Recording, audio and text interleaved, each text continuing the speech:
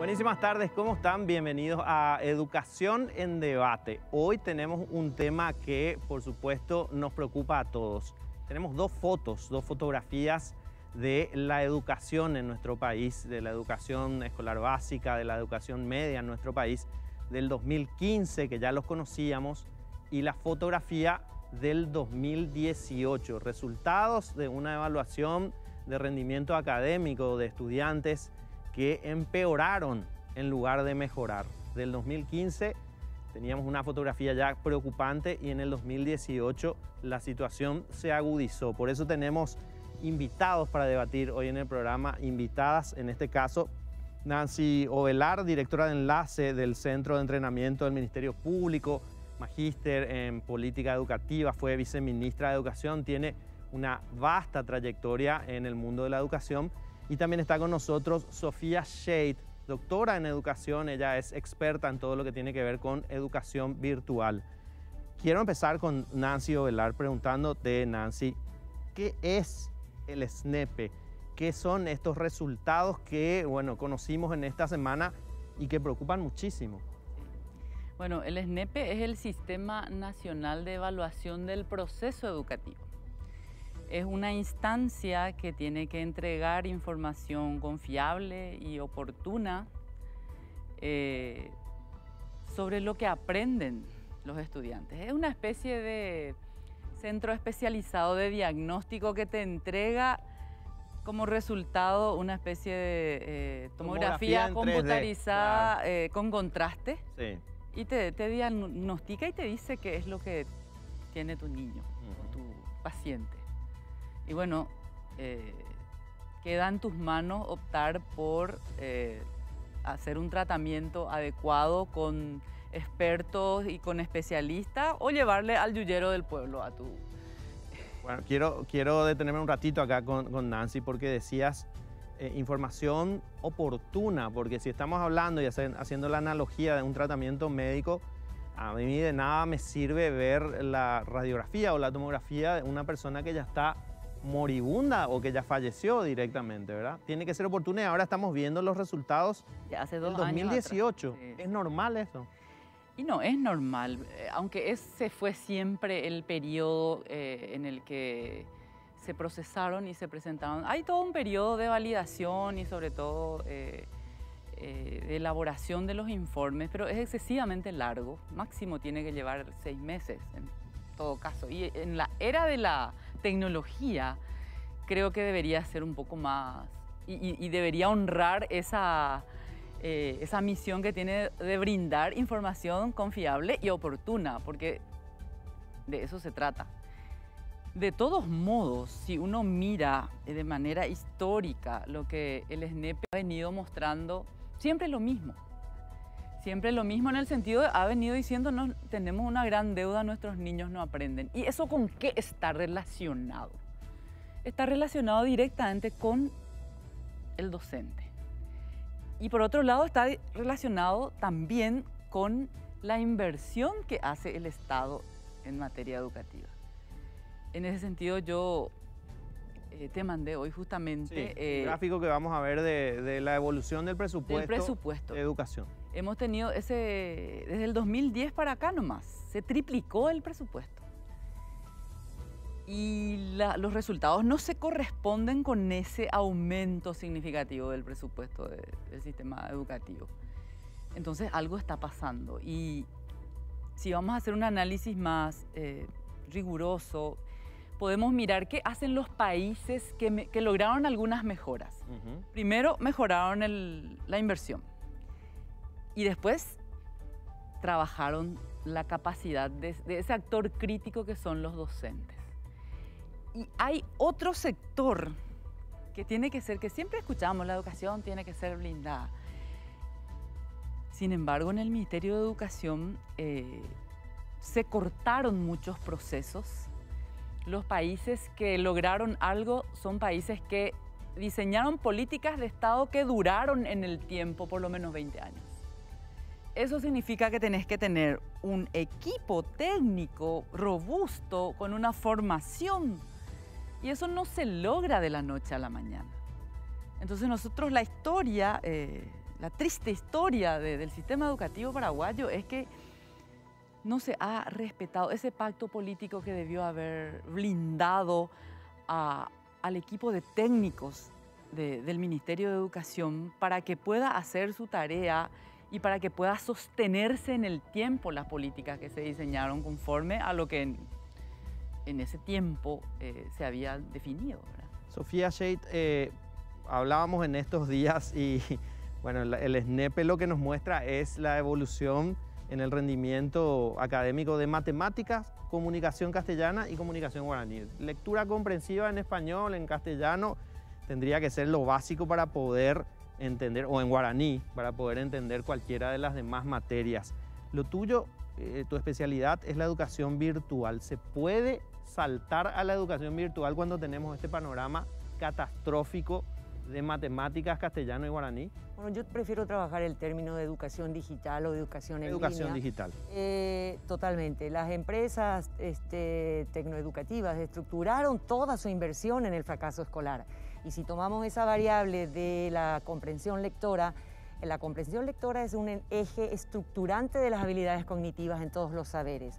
Si yo no logro la comprensión lectora, interpretar, organizar y valorar lo que leo, jamás puedo hacer cálculos matemáticos. Entonces, si nosotros estamos midiendo en este momento niveles de aprendizaje, tengo que tener en cuenta cuáles son algunos pilares fundamentales para que ocurra el aprendizaje. Atención, interés, compromiso activo del aprendiz, el error productivo, o sea, valorar el error, feedback y la consolidación. Si yo permeo lo que estoy haciendo en un modelo pedagógico por estos 4 pilares, me voy a dar cuenta que algo no estoy haciendo bien, porque las metodologías que no son activas en este momento, que el niño, fundamentalmente al inicio del formateo del cerebro de un niño, que se formatea desde que nace. Nosotros creemos que el formateo del cerebro viene cuando comienzan a hablar. No, el niño identifica rostros y ahí ya está comenzando a utilizar capacidades cognitivas que son la visual y la auditiva. Por lo tanto, si yo voy a utilizar textos o contenidos que no tengan o no contemplen esa actividad multisensorial que hoy día necesita un niño, llámese un contenido multisensorial y de alta inmersión, que proponga la atención, que estoy hablando, atención, compromiso, yo no voy a lograr. ¿Por qué no voy a lograr? Porque estoy peleando con una sociedad que está formateando el cerebro del niño cada segundo con contenidos multisensoriales. Y yo vengo con la maestra, con mi leo, pienso y aprendo, y que estoy levantando las láminas, la maestra lee, la maestra piensa y la maestra aprende. No hay actividad, el alumno pasivo no va a aprender. Entonces, ¿qué hicieron las tecnoindustrias, o sea, basadas en tecnopedagogía? Justamente instalaron los cambios pedagógicos desde el formato del contenido, en donde dentro de una plataforma de aprendizaje, una aplicación. Yo les sugiero que coloquen aplicación para aprender lectura comprensiva. 1 millón van a tener de los 2 años. Pero ¿qué pasa si nosotros abrimos el juego para que todas las personas utilicen como quieran? Tenemos que tener un formato curricular digital que obedezca a qué modelo de país queremos desde el inicio del formateo del cerebro. Entonces, las tecnologías propician una oportunidad para que el alumno llegue a mejores aprendizajes. Con muchísima experiencia, se te puede decir, en muchos países. A ver, la pandemia, ¿qué es lo que hizo también en Paraguay? Toda aquella necesidad e incursión que teníamos un montón de tecnoentusiastas, veníamos trabajando hace 10, 12, 5 años fuertemente en la formación para los profesores, nunca fue sistematizada dentro del sistema educativo de una forma seria. Pero ¿qué ocurrió estos 5 meses? Nos dimos cuenta que sí, el maestro tiene capacidad de aprender. Nos dimos cuenta que sí, el maestro tiene vocación de aprendizaje, tremenda. Entonces el maestro no tiene la culpa. El maestro tiene un formato del hacer o del ejercicio docente como aprendió. Yo quiero valorizar esta oportunidad que tenemos como país. Aprendieron los maestros, aprendimos los padres, pero no podemos seguir en este formato de aulas virtuales analógicas. Digo bien fuerte, porque nosotros no podemos seguir con este currículum. Claro, no, a mí me preocupa incluso que sea el currículum, sea realmente digital y no una cuestión virtual analógica. Si trasladamos esto otra vez a otra plataforma, con las mismas capacidades de los docentes o con los mismos materiales, vamos a tener, me parece a mí, el mismo resultado nuevamente, porque no cambia esto. No. A ver, cuando instalás un proceso de mejoras bajo ejes programáticos, vos tenés una interfase incluso de aprendizaje para el maestro. O sea, yo no estoy enseñándole al maestro algo que no tengo un sistema de monitoreo de gestión de contenido y de gestión de aprendizaje. Por lo tanto, si yo implemento una innovación como plan piloto, por lo menos en matemáticas y en comunicación, yo voy a tener los resultados cada 15 días si quiero, de cómo están dando esas mejoras. Yo ya no puedo hacer intervenciones o innovación si no tengo el registro en tiempo real, porque si no cada 5 años vamos a estar peleándonos con estos resultados. Esta es una mirada desde la tecnología, pero hay muchísimo talento en Paraguay, no solamente desde la tecnología podemos mejorar. Es una herramienta que nos demostró ser competitiva en esta situación que vivimos en el mundo. No tenemos otra, pero no solo tenerla como herramienta, eso no va a generar ninguna calidad educativa. Hace 15 años que salen estos carteles, la tecnología no promovió calidad educativa. Todos sabemos, lo que promueve la calidad es la promoción y la nueva gestión de los docentes y padres. A la vuelta de la pausa le quiero preguntar a ambas, ¿qué pasó en estos 5 años? Desde el 2015 a esta parte y qué se tiene que cambiar, qué tenemos que hacer para salir de esta situación que es realmente preocupante. 7, 8 de cada 10 estudiantes no llegan al mínimo esperado académicamente en matemáticas, en castellano o en lectura comprensiva o en guaraní. Así que bueno, les pregunto esto a la vuelta de la pausa. Bueno, vamos a seguir hablando de esto que esta semana se conoció, los resultados académicos, la evaluación de estudiantes secundarios, estudiantes que del 2015 al 2018 tuvieron un empeoramiento, fue peor el rendimiento académico de los estudiantes. Entonces, lo que le quiero preguntar a Nancy Ovelar es, ¿qué hacer a partir de ahora? Ya conocemos las 2 radiografías, la tomografía del 2015, del 2018, nuestro paciente está peor. ¿Qué hacer a partir de ahora? En primer lugar, creo que el docente tiene que recibir de manera personal, o por lo menos las escuelas, tienen que acusar recibo de estos resultados. Porque eso va a ayudar a fijar las responsabilidades. Porque esta presentación así masiva diluye la responsabilidad. Le podemos echar la culpa a los factores asociados, pero también hay una tarea por desarrollar el sentido profesional del educador que es responsable por lo que aprenden sus estudiantes.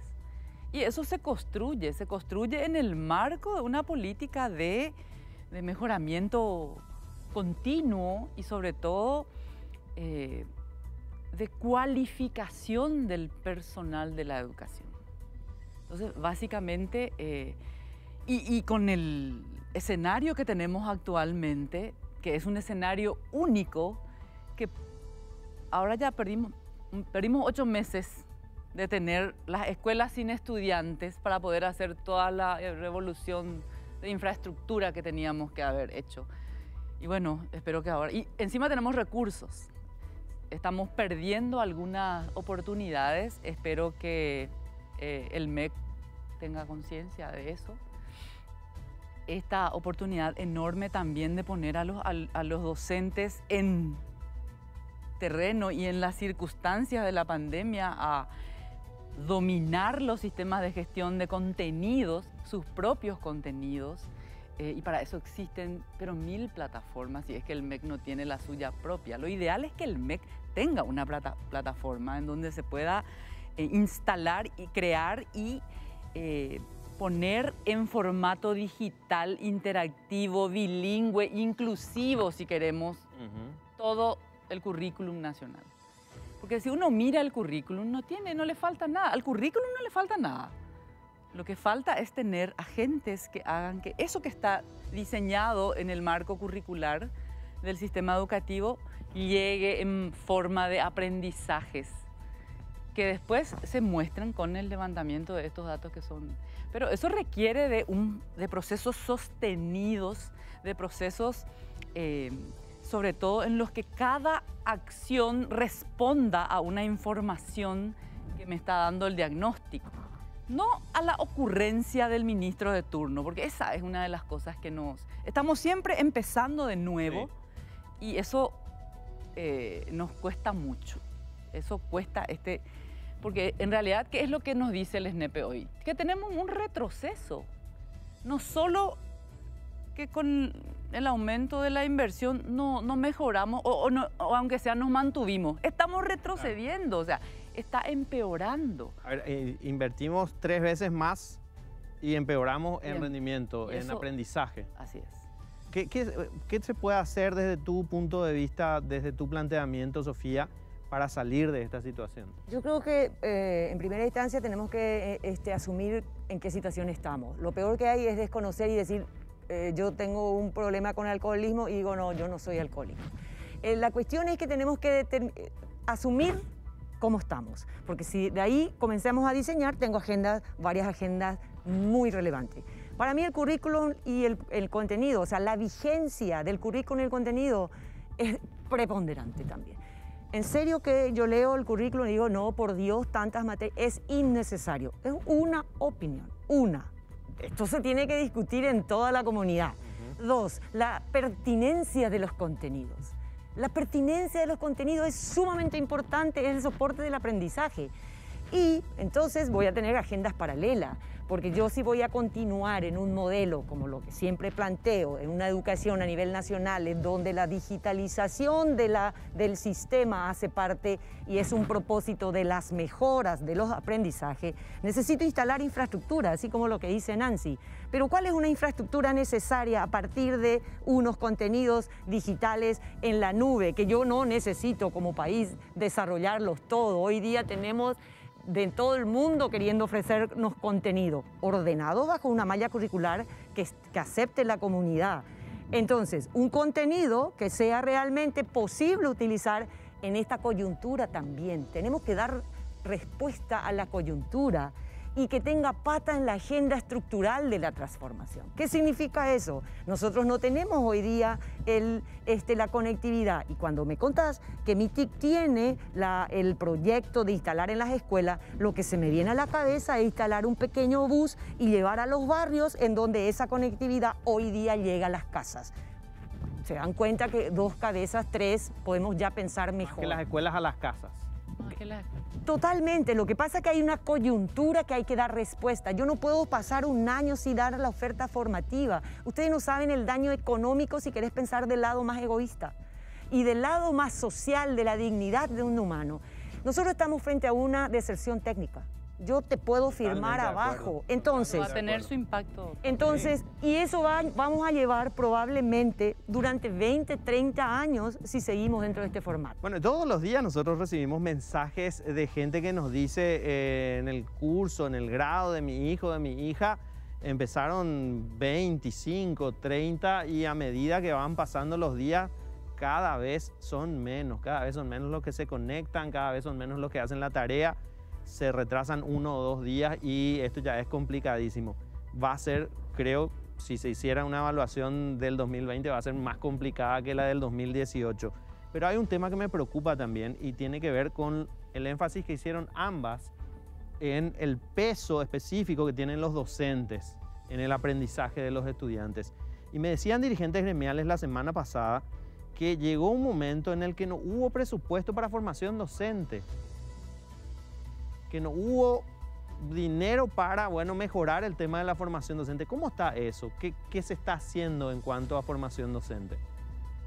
Y yo, como estoy fuera en este momento, no claro, tengo... Claro, pero hasta el momento que vos estabas. Se tuvo un fondo del FEI para capacitación que terminaron en universidades privadas haciendo cursos debajo de un tinglado, o sea, reproduciendo más de lo mismo en materia de capacitación significativa. Yo creo, Fito, que se tiene que instalar la cultura del entrenamiento, de la capacitación, de la actualización, escuela por escuela, colegio por colegio. El docente, ¿dónde aprende? Es en su aula. mi aula es mi laboratorio pedagógico. Ahí yo me doy cuenta que metí la pata en esto, que esto me funcionó. Ahí me doy cuenta cuando no tengo estrategias para enseñar la raíz cuadrada. A mí me cuesta la raíz cuadrada, entonces lo que estoy haciendo es de repente tocar de manera somera. Entonces ese contenido ya Cumpliste.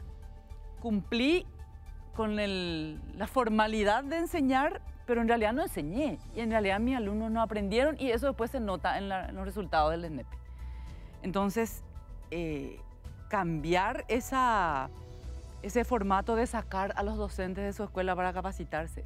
La capacitación tiene que formar parte de la actividad cotidiana. El docente tiene que aprender a investigar sobre su práctica.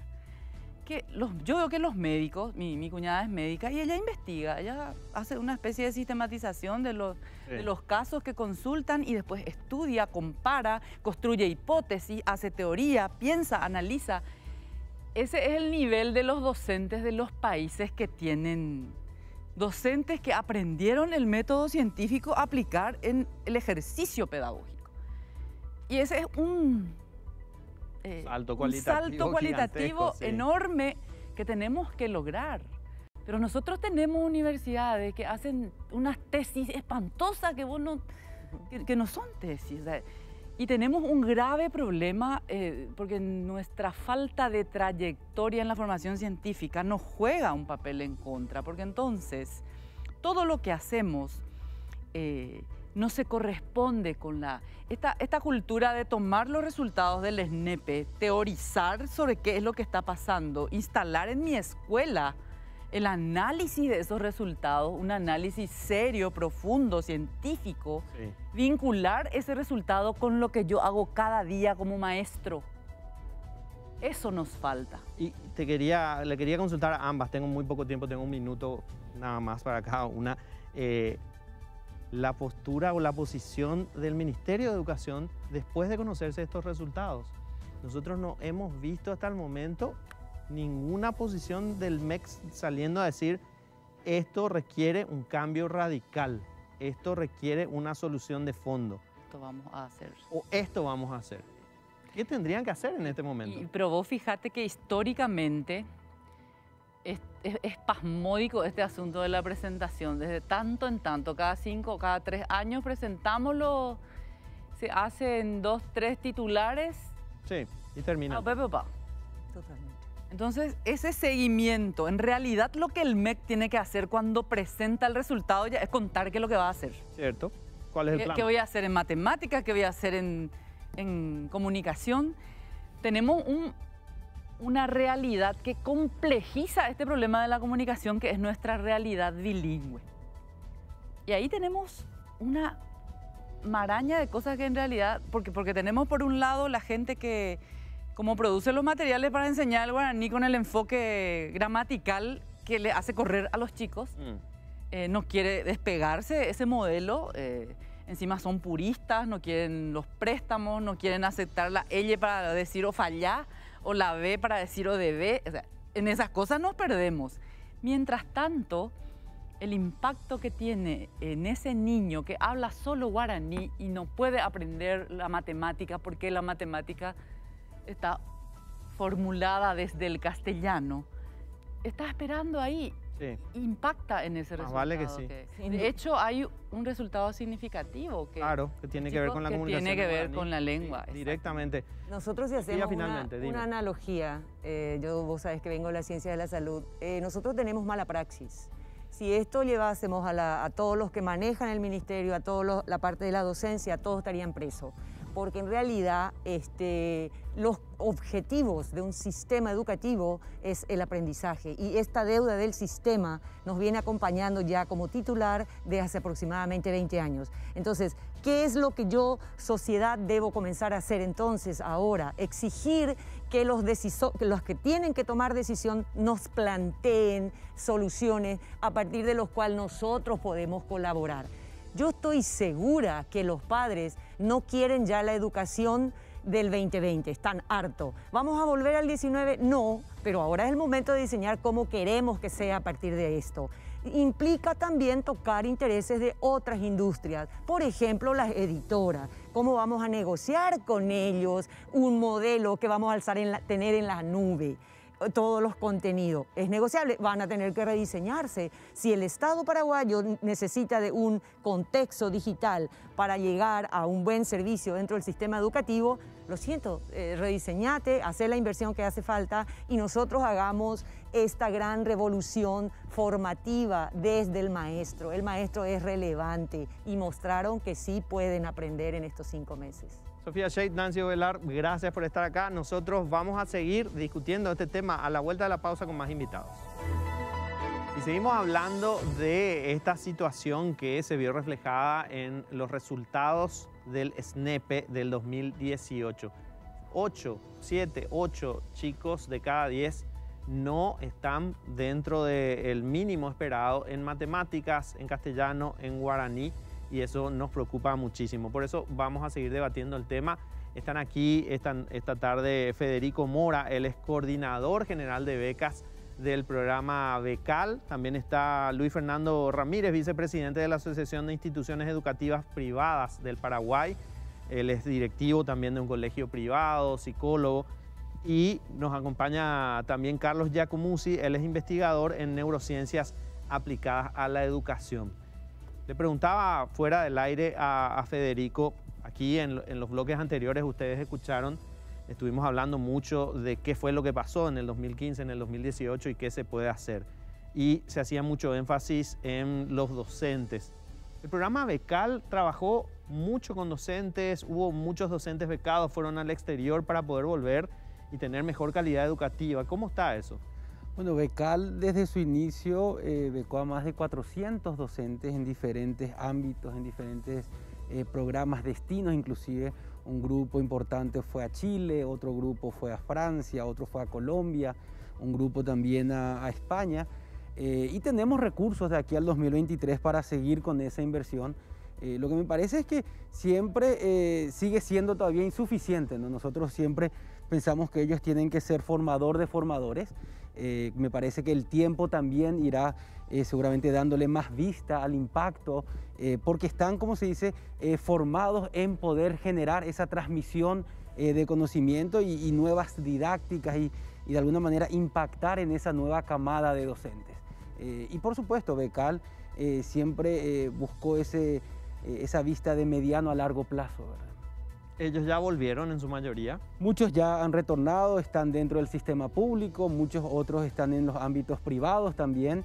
Y bueno, siempre yo creo que en vista de poder contribuir a los diferentes procesos, sé que entraron en consulta con esto de la transformación educativa, etcétera.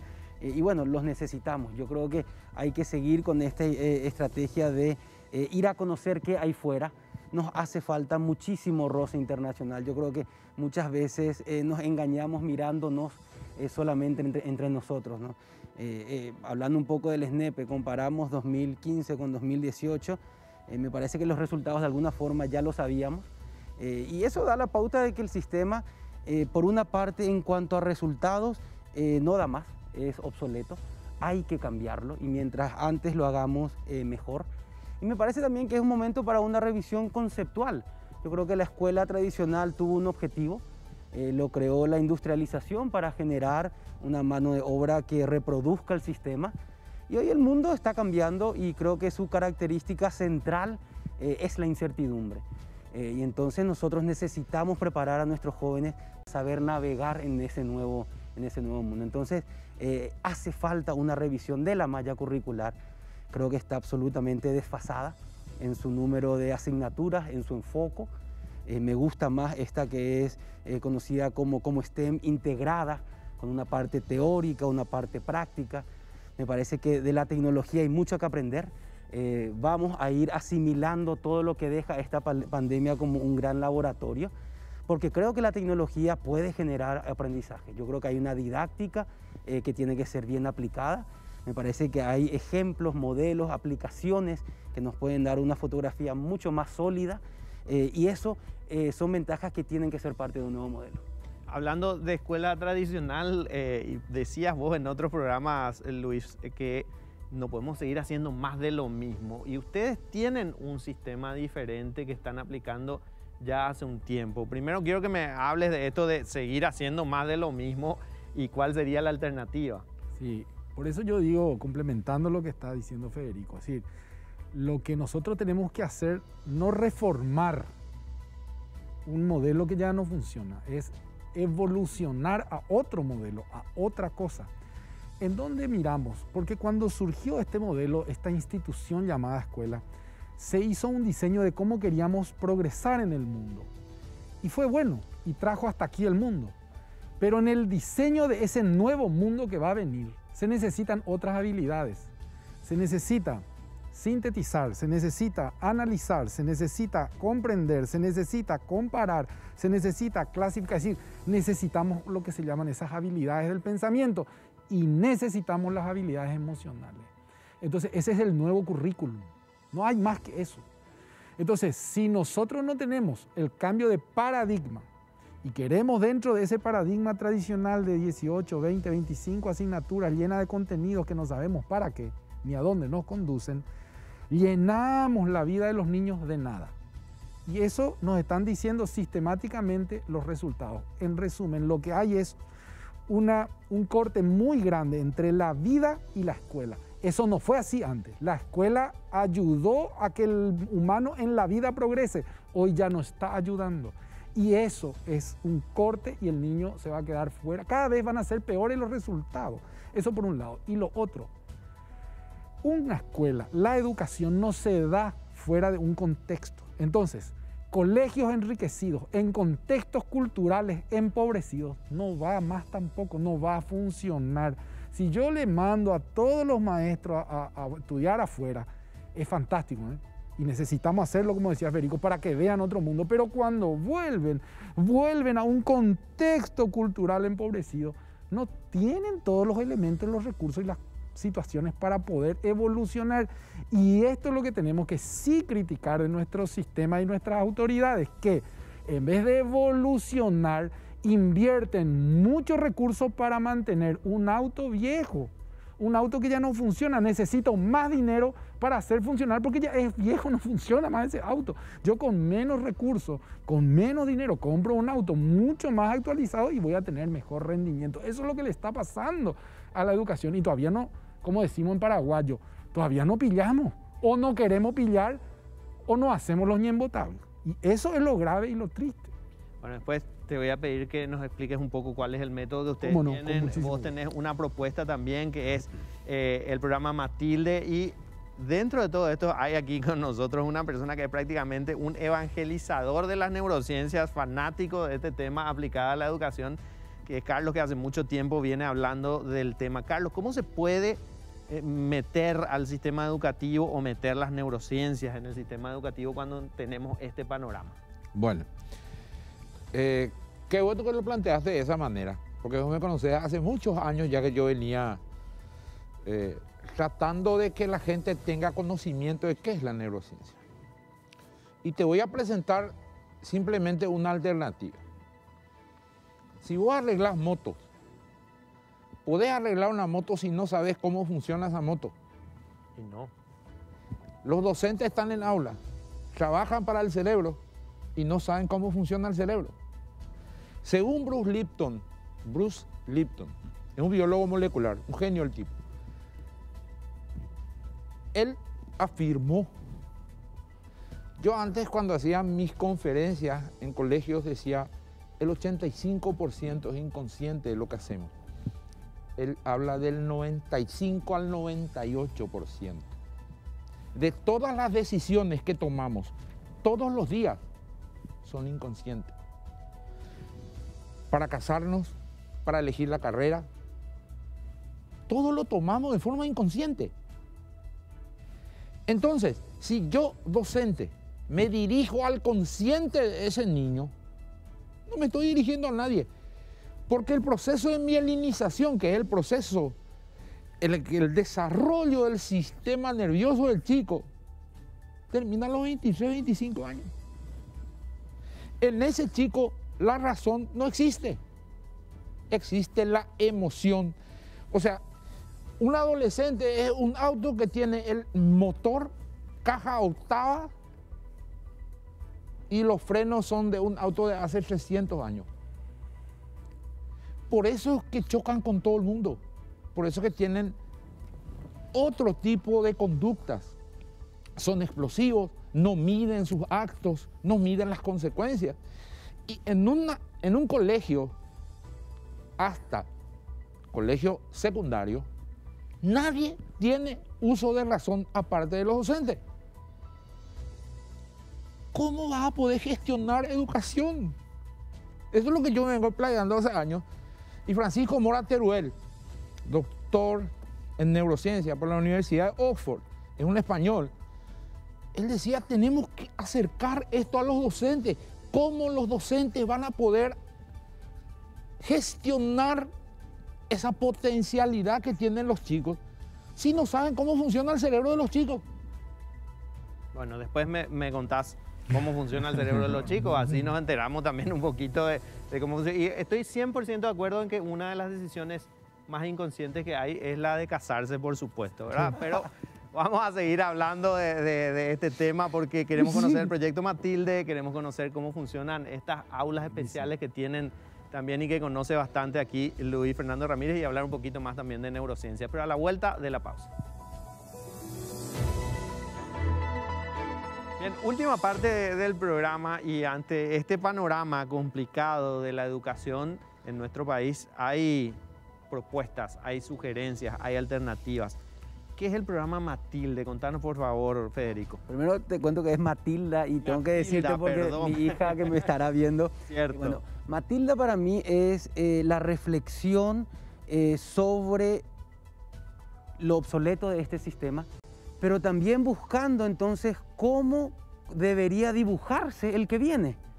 Entonces parto de una reflexión sobre ese modelo memorístico que queda fuera, lo saco de digamos, del escenario con todas esas asignaturas, traigo este otro foco más teórico, práctico, una educación basada en proyectos, etc.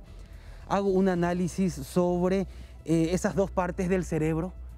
Hoy pareciera que nos dedicamos a una parte nada más, y qué pasó con todas esas habilidades blandas, ese desarrollo de la individualidad, esa plasticidad mental, esa flexibilidad de adaptación, y eso me preocupa mucho. Entonces tiene un fuerte contenido en hacer curricular lo que es extracurricular, en que hagamos arte, hagamos creatividad, hagamos teatro, hagamos trabajo voluntario, es decir, cambia ese foco.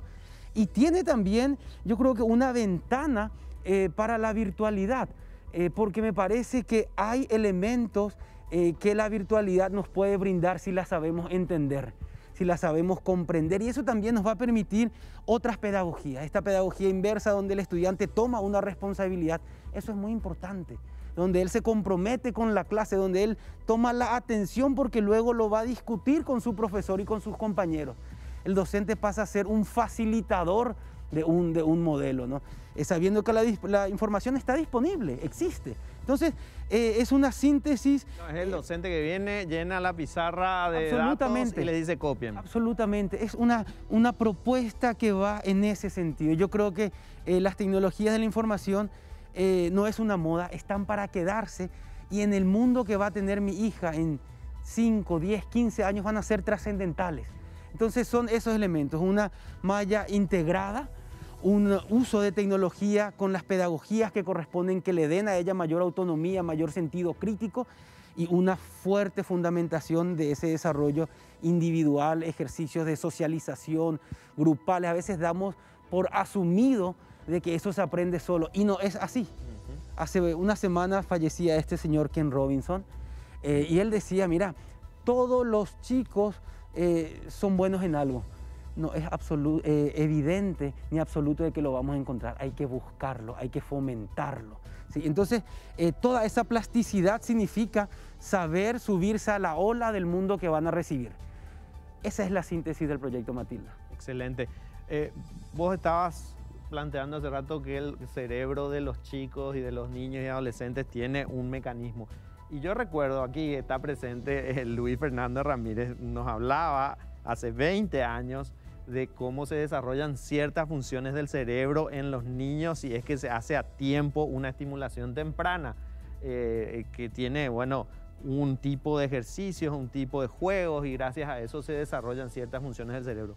¿Cómo funciona el cerebro del niño y qué es lo que hay que hacer a tu criterio en la educación? Bueno, hacerlo fácil para que todos entendamos. Vamos a un ejemplo práctico.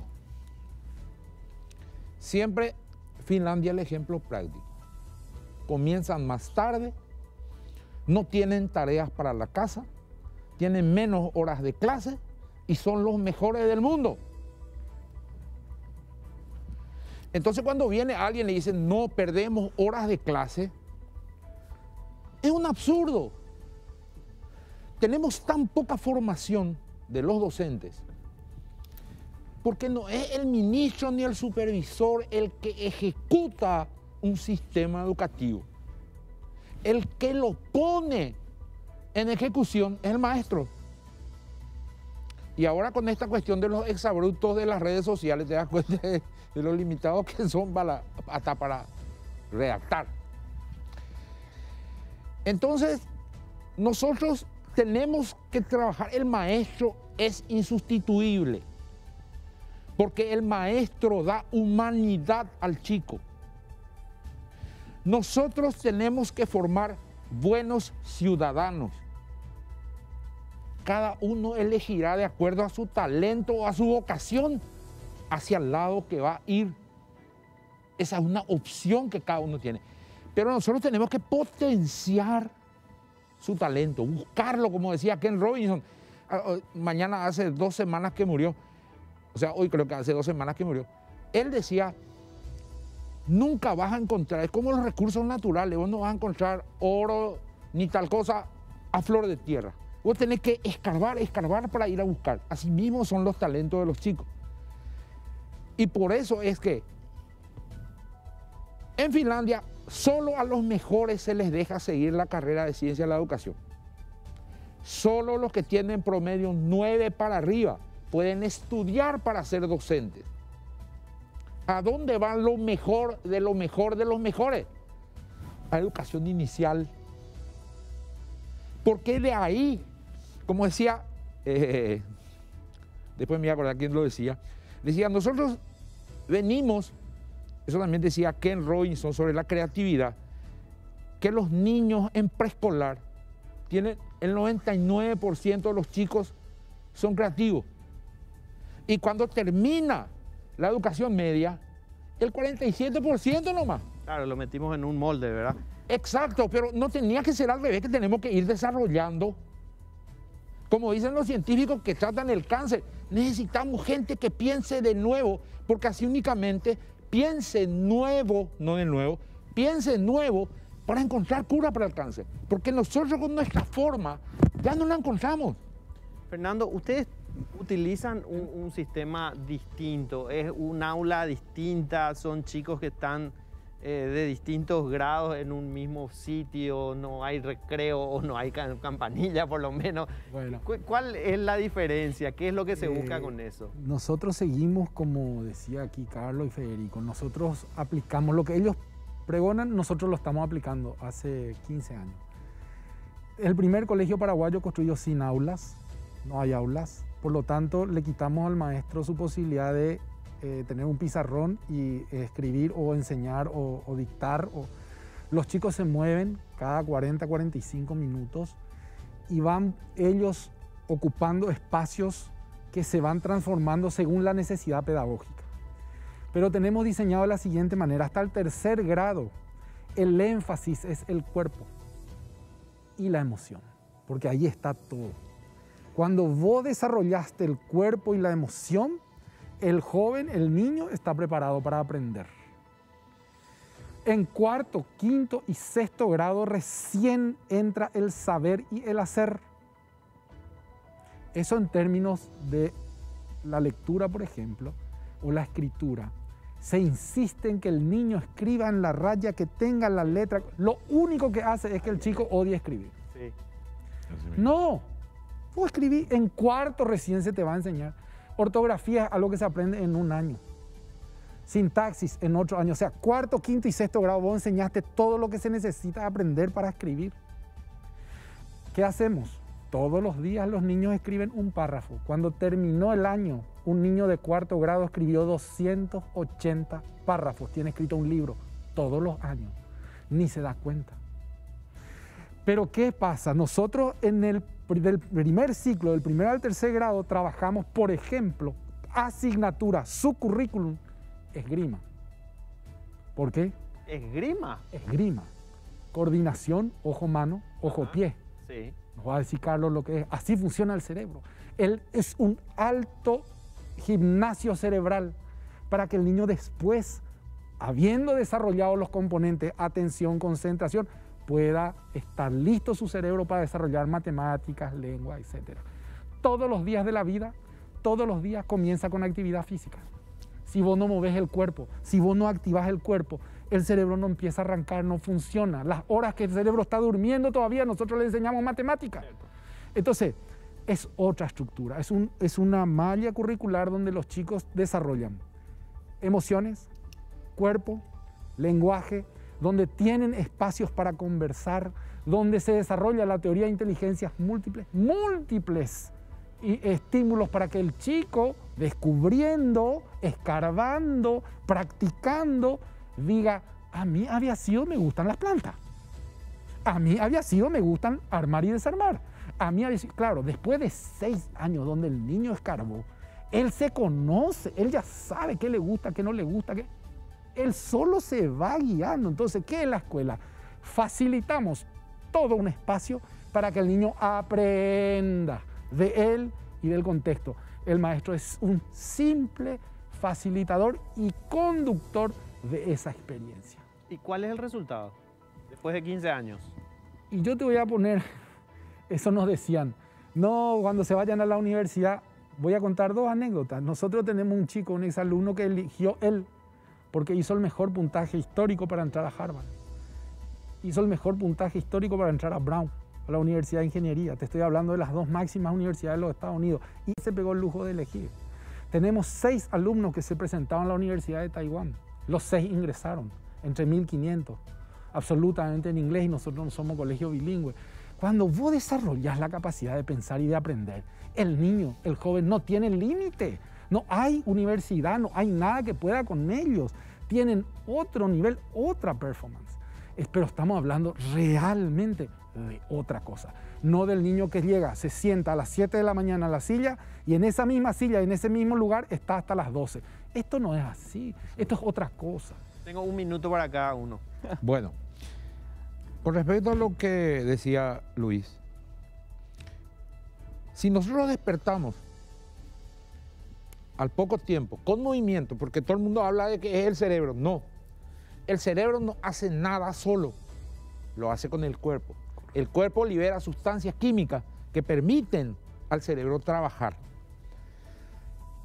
La lectoescritura no figuró entre las tareas originales del ser humano.